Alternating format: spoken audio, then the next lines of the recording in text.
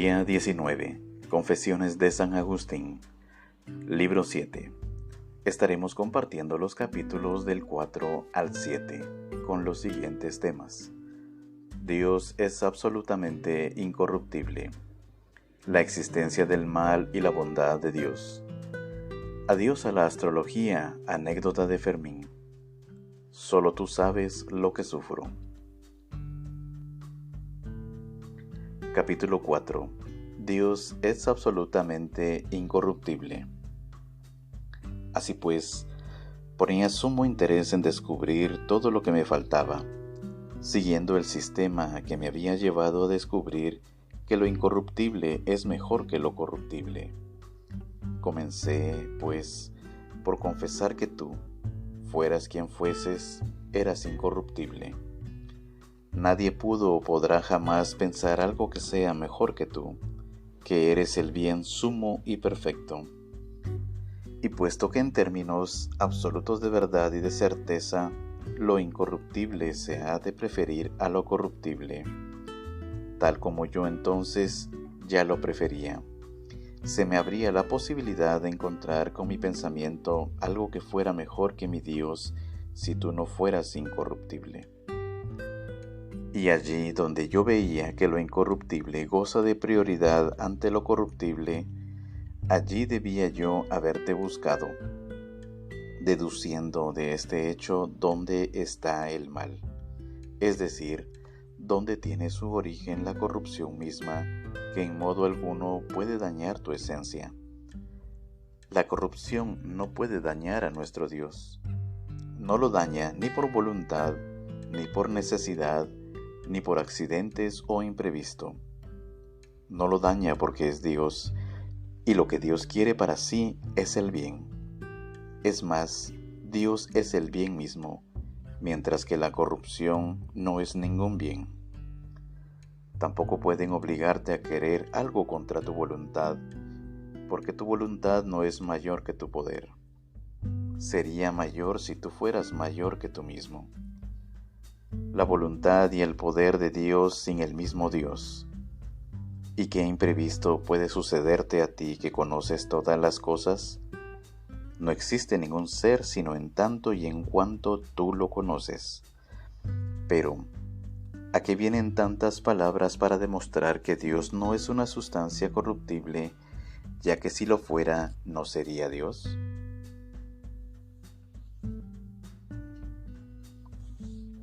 Capítulo 5. La existencia del mal y la bondad de Dios. Andaba yo buscando el origen del mal, pero lo buscaba mal. Ni siquiera veía el mal que había en mi método de buscarlo. Yo ponía delante de los ojos de mi espíritu la creación entera, todo cuanto podemos ver en ella: tierra, mar, aire, estrellas, árboles, animales mortales, y lo que no vemos, como el firmamento del cielo, todos los ángeles y los espíritus celestiales. Incluso a estos últimos los consideraba como si fueran cuerpos distribuidos por distintos lugares a capricho de mi imaginación. Hice una gran masa con tu creación y la clasifiqué según las distintas clases de cuerpos, tanto de los cuerpos reales como de los cuerpos que me había inventado como sustitutos de los espíritus.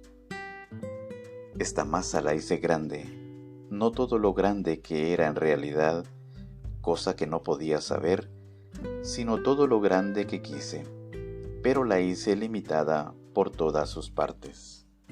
A ti, Señor, te puse por todas las partes rodeándolas y penetrándola, pero permaneciendo infinito en todas las direcciones, algo así como un mar que lo rodeara todo, un solo mar infinito extendido por la inmensidad, que tuviera dentro de sí una gran esponja, grande pero finita, y que esa esponja estuviera empapada en su totalidad de ese mar tan inmenso. Así concebía yo tu creación finita, llena de ti infinito, y exclamaba: este es Dios, y esto es lo que creó Dios. Dios es bueno. inmensa e incomparablemente más elevado que las criaturas. En cuanto bueno, creó cosas buenas. Vean cómo las abraza y las llena. Entonces, ¿dónde está el mal y por dónde ha aparecido aquí? ¿Cuál es su raíz y cuál es su semilla? ¿Acaso no existe? ¿Por qué, pues, tenemos miedo y tratamos de eludir lo que no existe? Si tememos el mal sin razones para temerlo, no cabe duda que este temor es un mal que tortura y despedaza inútilmente nuestro corazón. Es un mal tanto más grave cuanto más nos lleva a temer aquello que no constituye objeto de temor. Lógicamente, una cosa de dos: o es un mal lo que tememos o es un mal nuestro propio temor. ¿De dónde, pues, procede el mal? Si un Dios bueno hizo buenas todas las cosas, cierto que Él, siendo el bien mayor y supremo, hizo los bienes menores. Sin embargo, todo es bueno, tanto el Creador como las criaturas. ¿De dónde viene entonces el mal? ¿Viene tal vez de la materia de donde las hizo? Una materia parcialmente mala, y al darle a esta forma y proporción, ¿dejó en ella algo que no transformó en bien? ¿Por qué pudo ocurrir una cosa así? ¿Acaso siendo Dios todopoderoso se vio impotente para transformarla y cambiarla, de modo que no quedaran residuos del mal? Por último, ¿por qué ha querido servirse de esta materia para hacer alguna cosa y no optó por servirse de esta misma omnipotencia para aniquilarla del todo? ¿Podía existir la materia contra la voluntad del Creador? O si la materia era eterna, ¿por qué ha permitido que exista en este estado durante tanto tiempo? Durante infinitos espacios de tiempo hacia atrás, y después de tanto tiempo decidió hacer algo de ella. Es más, si tuvo el deseo repentino de actuar, ¿por qué, siendo todopoderoso, no actuó preferentemente para aniquilar la materia, y así se quedaba él solo como bien total, verdadero, sumo e infinito? O ya que repentinamente quiso hacer algo, ¿no debería haber destruido y aniquilado aquella materia que era mala, creando a continuación una materia buena de la cual sacara todas las cosas? Porque la realidad es esta, que Él no sería omnipotente si no fuera capaz de crear algo bueno sin servirse de aquella materia que Él no había creado. Tales eran los pensamientos que hervían en mi pecho, atormentado, además por el temor de la muerte y por no haber hallado la verdad. De todos modos, iba consolidándose en mí la fe de tu Iglesia católica en tu Cristo, Señor y Salvador nuestro. En muchos aspectos era una fe sin forma definida y cambiante, fuera de los límites de la ortodoxia. Pero mi espíritu ya no la abandonaba. Al contrario, cada día se iba empapando más en ella.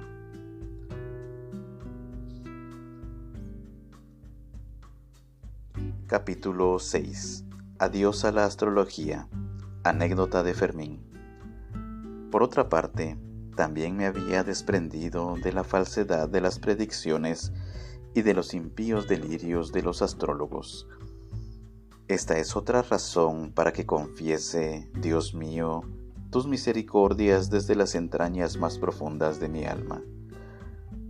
Tú y solo tú, pues, ¿quién sino tú nos arranca de la muerte del error? ¿Quién sino la vida que no conoce la muerte y la sabiduría que ilumina las pobres inteligencias sin que ella tenga la necesidad de luz alguna? ¿Y que administra el mundo e incluso hasta las hojas que caen de los árboles? Tú me curaste de la obstinación que me llevó a enfrentarme a aquel viejo sagaz, Vindiciano, también a Nebridio, un muchacho de alma maravillosa. Yo rechazaba las afirmaciones del primero y las palabras un tanto vacilantes del segundo. Uno y otro repetían sin cesar que no existía el arte de prever el futuro, y que las predicciones humanas cuentan muchas veces con la complicidad de la suerte. A base de muchas suposiciones aciertan al anunciar algunas cosas del porvenir. No es que las sepan, sino que a fuerza de tanto hablar tienen alguno que otro acierto por pura casualidad. Fuiste tú quien me deparó un amigo que, por lo demás, era un cliente bastante asiduo de los matemáticos y astrólogos, aunque no muy entendido en esta materia. Pero, como acabo de decir, era un cliente lleno de curiosidad. Estaba al corriente de un hecho que había oído contar a su padre, pero desconocía el alcance de esta anécdota y su capacidad destructiva de todo el prestigio del arte de la adivinación. Este hombre, llamado Fermín, erudito en las artes liberales y hombre de lenguaje muy cultivado, vino a consultarme como amigo sobre ciertos asuntos personales en los que había dado alas a sus ilusiones mundanas. Me pidió que evaluara su situación en base a lo que la gente ha dado en llamar sus constelaciones u horóscopos.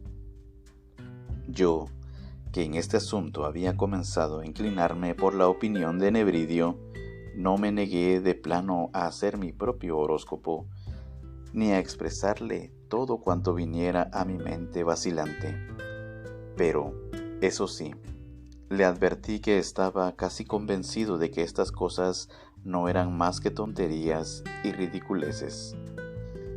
Entonces me contó que su padre había sido un empedernido aficionado a la literatura astrológica y que, además, contaba con otro amigo tan adicto como él a esa clase de libros. Ambos avivaban el fuego que ardía en sus corazones mediante el estudio y la consulta mutua sobre estos temas tan superficiales. Esta afición los llevó al extremo de observar el momento de nacimiento aún de los animales. Observando los partos de los animales domésticos, hacían anotaciones referentes a la posición del cielo para sacar conclusiones de los datos experimentales de aquello que calificaban de arte o técnica. Me contaba asimismo Fermín que había oído de labios de su padre que, coincidiendo con el embarazo de la propia madre de Fermín, ocurrió que por las mismas fechas, la criada de un amigo de su padre estaba avanzada en su gestación. Esta circunstancia no le pasó inadvertida al amo, que llevaba el más escrupuloso control incluso de los partos de sus perras. Tras un cómputo minucioso y detallado de días, horas y minutos por parte de ambos, llevando uno los de su esposa y el otro los de la criada, ambas dieron a luz a la vez. Los hombres se vieron obligados a hacer el mismo horóscopo, hasta en los más mínimos detalles, de los dos recién nacidos, uno al hijo y otro al esclavo. Cuando se notaron los primeros síntomas del parto, se comunicaron uno a otro lo que sucedía en sus respectivas casas y tuvieron informadores que intercambiaban datos para que tan pronto como nacieran las criaturas tuvieran puntual notificación uno y otro. Este montaje de comunicación rápida lo habían realizado con suma facilidad. Se enteraban de todos los detalles como si ocurrieran en su propia casa. Los enviados por cada una de las partes, continuaba diciéndome, se encontraban colocados a la misma distancia de sus respectivas casas, tanto que ni uno ni otro podía apreciar una posición distinta de las estrellas, ni la más mínima diferencia cronológica. No obstante, el resultado fue que Fermín, al nacer dentro de una familia de nobleza local, comenzó a transitar por caminos de rosas, crecía en riquezas y escalaba honores, mientras que aquel esclavo, que no consiguió sacudir el yugo de su condición, continuaba sujeto al servicio de sus amos.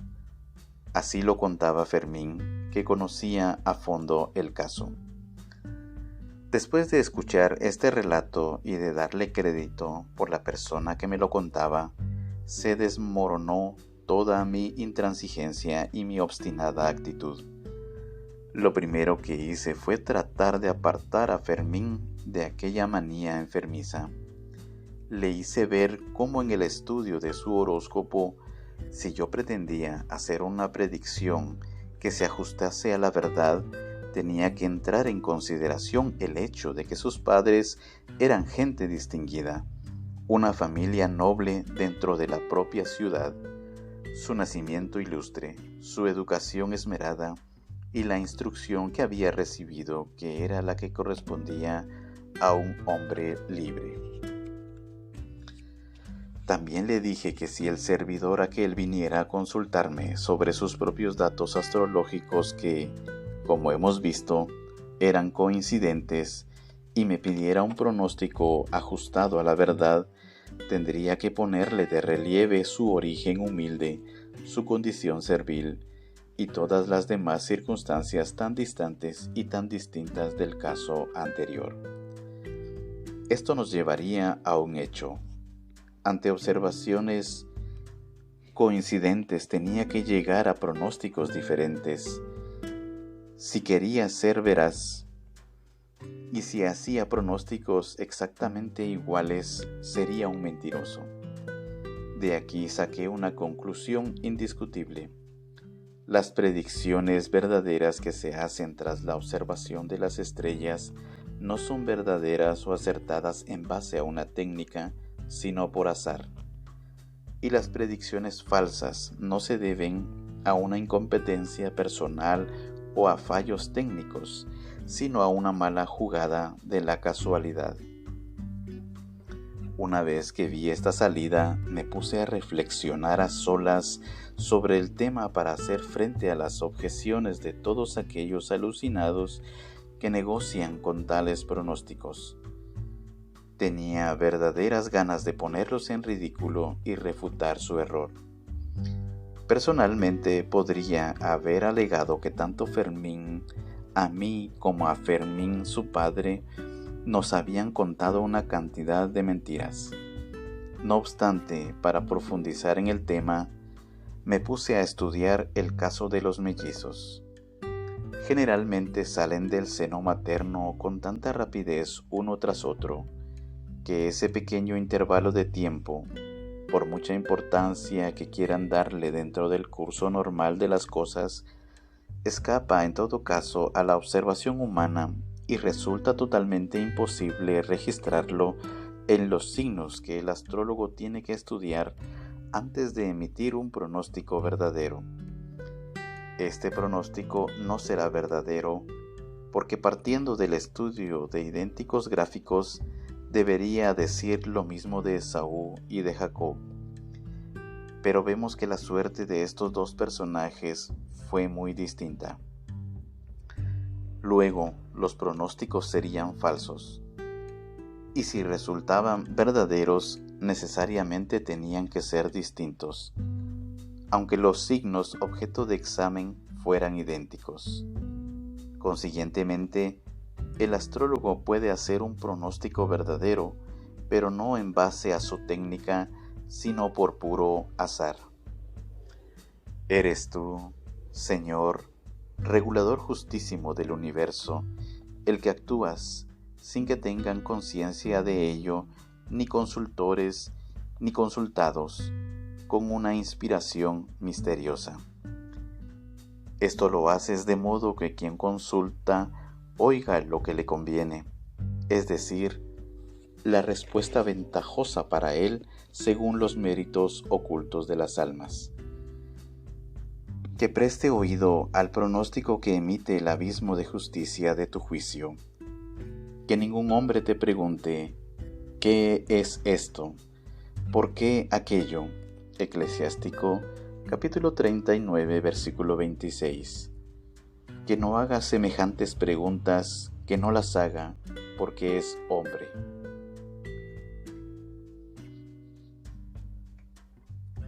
Capítulo 7. Solo tú sabes lo que sufro.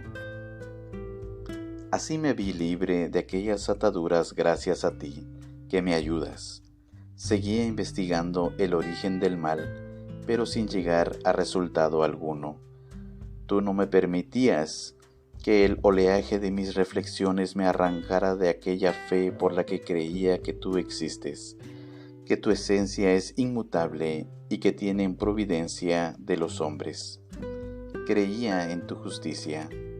Creía que has puesto el camino de la salvación humana en Cristo, tu Hijo, Señor nuestro, y en las santas escrituras recomendadas por la autoridad de tu Iglesia Católica. Esta salvación de la humanidad está encaminada hacia aquella otra vida que tendrá lugar después de la muerte. Salvadas estas creencias y vigorizadas de manera incuestionable en mi espíritu, seguía preguntándome ansioso de dónde procede el mal, por qué dolores de parto pasó mi corazón. Qué gemidos, Dios mío, allí estaban tus oídos y yo sin enterarme. Cuando en silencio te buscaba ansiosamente, grandes eran los gritos que lanzaba a tu misericordia los sentimientos doloridos de mi corazón. Solo tú sabías cuánto sufría yo. Ningún hombre lo sabía. Qué poquita cosa era lo que de mis sufrimientos reflejaba mi lengua a los oídos de los más íntimos. ¿Acaso podían apreciar estos todo el alboroto de mi espíritu? Si no me bastaba ni el tiempo ni mi boca para expresarlo, hasta dentro de tus oídos se filtraba todo aquello, el gemido de mi corazón conmovido. Ante ti estaban todos mis deseos, pero la luz de mis ojos no estaba conmigo. Salmo 38, versículo 11. Ella estaba dentro y yo fuera. No ocupaba emplazamiento alguno concreto. Yo me fijaba en las cosas que ocupan lugar, pero no hallaba en ellas sitio donde descansar. La acogida que las cosas me brindaban no era como para decir, basta, estoy bien. Tampoco me permitían el retorno a aquel lugar donde me habría ido bastante bien. Yo era superior a ellas, pero inferior a ti. Tú eras mi gozo auténtico si yo me subordinaba a ti, como tú subordinaste a mi persona las cosas que creaste por debajo de mí. Este era el equilibrio adecuado, el centro de mi salvación, permanecer conforme a tu imagen y al servirte a ti dominar mi cuerpo. Pero al rebelarme orgullosamente contra ti y al avanzar contra el Señor teniendo como escudo mi cabeza dura, incluso estas cosas débiles se me subieron encima y me oprimieron sin darme jamás un instante de alivio ni respiro. Cuando me ponía a contemplarlas, salían a mi encuentro de un lado y de otro, atropelladamente y en montón. Cuando pensaba en ellas, se me ponían delante las imágenes de los cuerpos y se oponían a mi retirada, como echándome en cara. ¿A dónde vas, ser indigno y sórdido? Todo ello había crecido en mí a causa de mi llaga, porque humillaste al soberbio como a un herido.